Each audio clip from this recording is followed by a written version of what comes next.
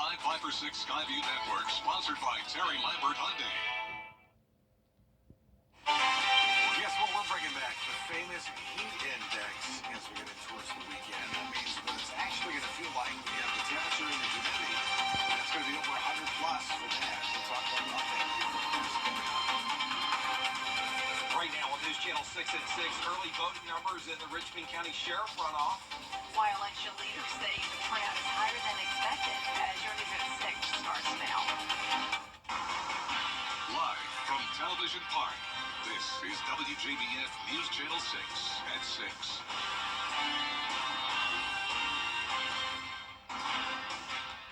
Good evening, everyone. I'm Jenny Montgomery. I'm Brad Means. Thanks for joining us. As coverage you can count on begins with a second suspect under arrest after that shooting over the weekend on Broad Street.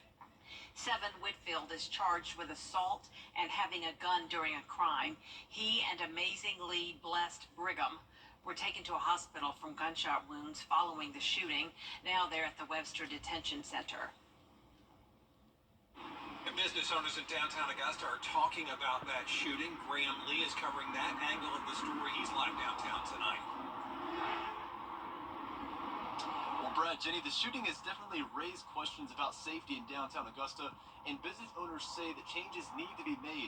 We got some more information from the GBI, and investigators say that they believe gunfire was started between Brigham and several others outside one of the restaurants here on Broad Street, but they've not determined what caused that fight that ultimately led to the shooting. Most businesses have reopened their doors, but several in the area did suffer damage from the gunshot wounds, and a few businesses still have their windows boarded up because they were shattered by those gunshots and had broken glass in the area of their businesses. Today I talked to several of those owners about it, and one of them has been a longtime owner in our area. He says despite the chaos, he still feels safe. Gratefully, it wasn't in this area. You know, it's not a good look anyway, just having to shoot it on Broad Street. But I feel safe. It was a random thing that would happen, you know. Something like that doesn't happen all the time on Broad Street, you know, but randomly it does, you know. But fortunately, you know, I haven't been affected. And I feel safe because there's nothing actually going on during the day. So, of course, in the middle of election season, one of the changes that some business owners say needs to happen is the change in sheriff, and that'll be in the hands of Augusta voters who will go to the polls this coming Tuesday, June 18th, for that runoff election between the incumbent Sheriff Roundtree and his challenger, Eugene Gino Rock Brantley. For now, live in Augusta, Graham Lee, WJBF, News Channel 6. Back to you. All right, Graham, thank you so much. The runoff for sheriff is one of 2 races voters are now casting ballots for in Augusta. Early voting is underway, and it's surprising elections officials. George Escala has the story. They're voting early in Augusta and voting often, catching some by surprise. And because there seemed to be a little bit of voter apathy during the primary, I was a little concerned that that would carry over to the runoff. However, it does not seem to be that way. The first 2 days of early voting in the runoff saw a little more than 2,600 ballots cast. Compare that to the first 2 days of the May primary, where 1,150 ballots were cast. It's an increase of 128%. This would be great if we could see higher numbers in the runoff. Voters saying the race for Richmond County's top cop is driving interest. They want a change in Augusta. I think they want to see more police presence and just a different change. The sheriff race definitely has my interest. I'm voting early just because it was convenient to where I work right now. The shooting incident downtown is seen as adding to the interest in the sheriff runoff because it's bringing extra attention to the race. Anytime you have an incident that causes media attention, that garnished a lot of attention, and so that kind of put things in the forefront as far as the sheriff's race is concerned. DAS says anyone registered who voted a Democratic or nonpartisan primary ballot or didn't vote at all can take part in the sheriff's runoff. In Augusta, George Escala, WJBF, News Channel 6. It is time now for a first check of the weather. Here's Chief Meteorologist Tim Miller. And it is a little tough. And just a few minutes. Jenny Brand. All right, Tim, thanks. A loyal News Channel 6 viewer turns 100 years old. We are so happy for her. She's Mary Pearl Dean. Thank you so much, Miss Dean, for watching us. The mother to 10 children. 8 of those children are still with us, witnessing this milestone. Several grandchildren also in the picture, and they just say this is a huge blessing. And Wednesday afternoon, her loved ones showed up to celebrate the century mark with her. She says she spends a good bit of time watching General Hospital and then waiting for the News Channel 6 newscasts every day. It's nice to get you good news. And it's funny. And they good. That's all I can say. Good. I love them. We love you too, Mrs. Dean. She says the key to her success when it comes to aging so gracefully and beautifully is family and faith. Happy birthday. Georgia Power is warning customers of an increase in scams this summer, especially targeting older folks. The company says there is a fake digital ad, which looks like its website, but it's a bogus site and will be spelled incorrectly. Scammers typically target the elderly, saying if you don't make a payment, your utilities will be cut off, something Georgia Power says is a red flag. But you need to know that Georgia Power will never come to your door demanding payment. They'll never call you directly and ask for payment, and they'll never come to your door without an ID, a badge, or an unmarked car. A lot of people are scammed because they're just vulnerable and they may not know these things. Georgia Power says you can report any suspicious calls or possible scams or fraudulent activity by calling them at 1-888-660-5890. In Columbia County, a sheriff's deputy in trouble with the law. He's Gilbert Lopez. Got arrested yesterday and charged with disorderly conduct after a domestic dispute. Investigators say he threw a Rolodex at his wife and hit her in the chest. Lopez has been fired. A local teenager who overcame a serious medical condition is now helping others going through the same thing. 15-year-old Taylor Brown was diagnosed with a severe and rare type of anemia when she was 12. Before her life-saving bone marrow transplant, Taylor used music to cope during her stay at Children's Healthcare of Atlanta.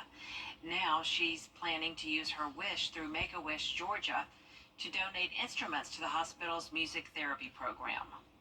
It was such an impactful program for me, and it really helped me cope, and it really brought me through that time on the transplant ward. So I'm just hoping all these other kids that will inevitably have to go through what I went through are able to have a better opportunity to cope. And Taylor hopes to donate all of the instruments by November. Coming up, interest rates staying as is. Why the Federal Reserve says rates can't come down yet after the break.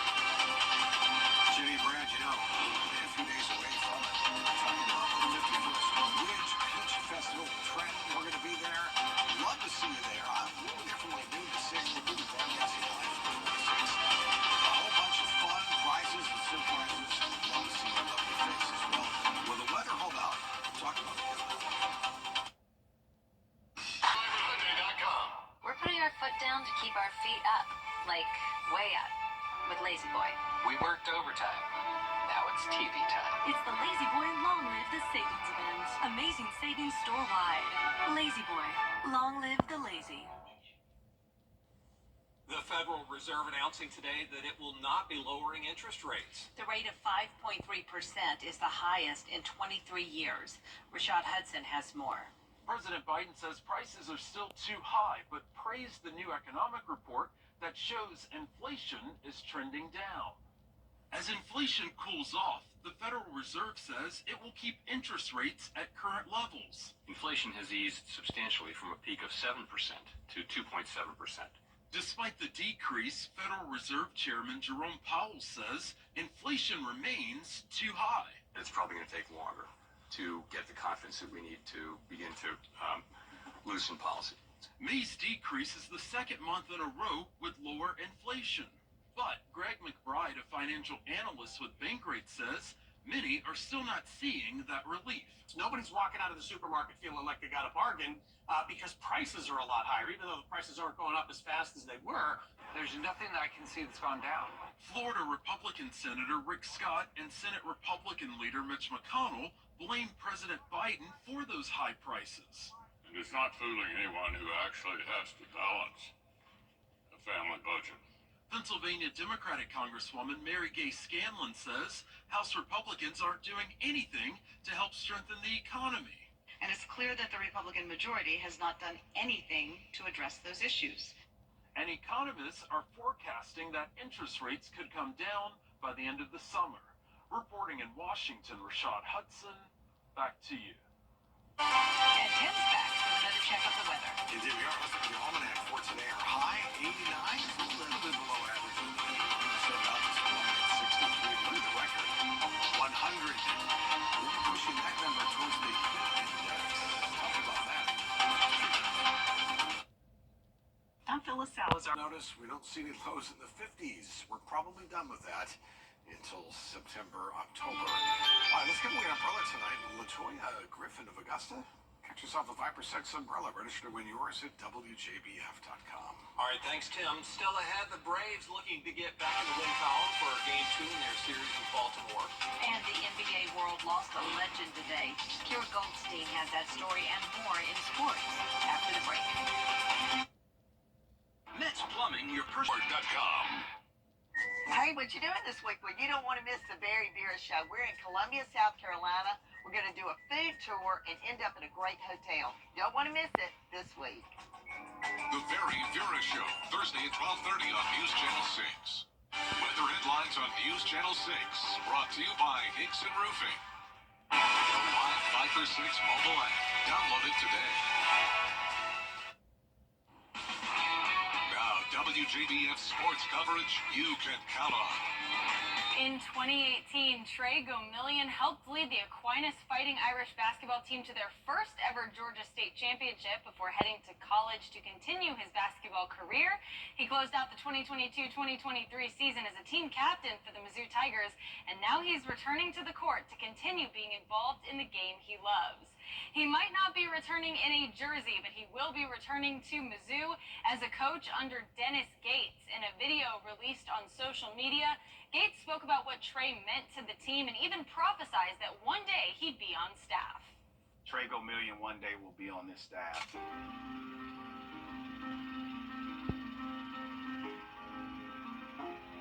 What's up, Mizzou Nation? It's Trey Gomillion here, and I'm back to give you guys what you always wanted. And this time I'm not in a jersey, but I'll be on the sideline as a coach.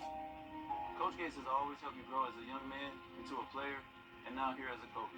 I know his system in and out. I know what he wants and don't want. I know how to connect with the guys as well as the staff, and that's what I feel like I offer. I can't wait to be on the sidelines in a packed-out Mizzou Arena crowd as we aim to win conference championships as well as postseason success. MIZ.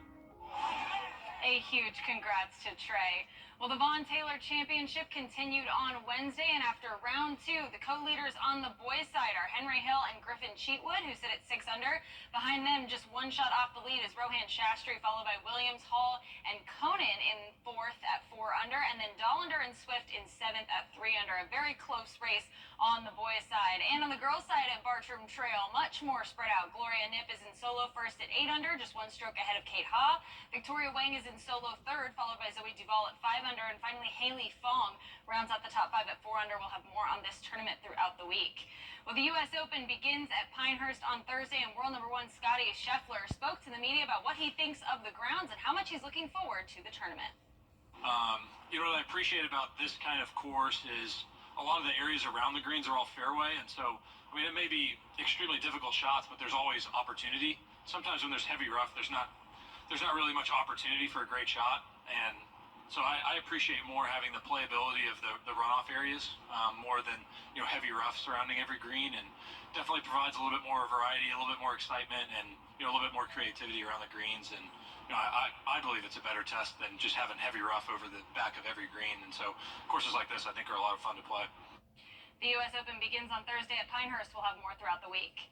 The Augusta Green Jackets have been on fire lately, and last night they opened their series against the Lynchburg Hillcats with a 9-1 win, earning their 4th consecutive victory. They'll look to make it 5 tonight in Game 2.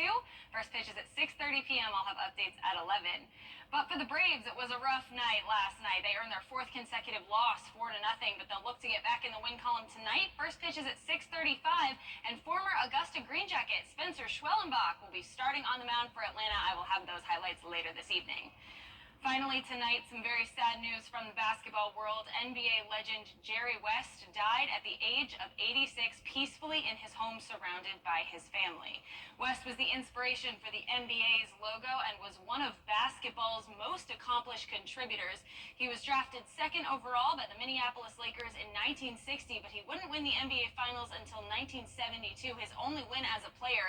He then went on to coach the Lakers from 1976 to 1979 before transitioning to general manager and executive. He inspired multiple generations of basketball players, and his impact will continue to be felt throughout the NBA for years to come.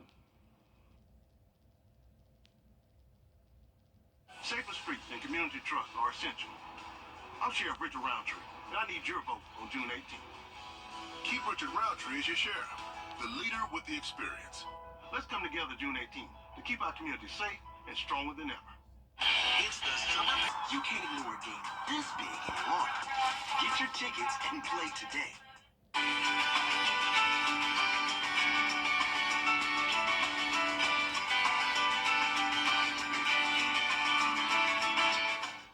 Under Sheriff Roundtree's leadership, gang violence has been reduced. My major objective has always been to reduce crime and to protect our citizens. Keep Sheriff Roundtree as your sheriff. Let's bring it home with your vote on June 18th. All right, 94 tomorrow, 95 on Friday. You get the picture here. We're continuing to raise those temperatures up over the next few days. All right, thanks, Devin. Thank you all for watching. We appreciate it. We'll see you again for News Channel 6 at 11. Have a great evening, everyone. Good night.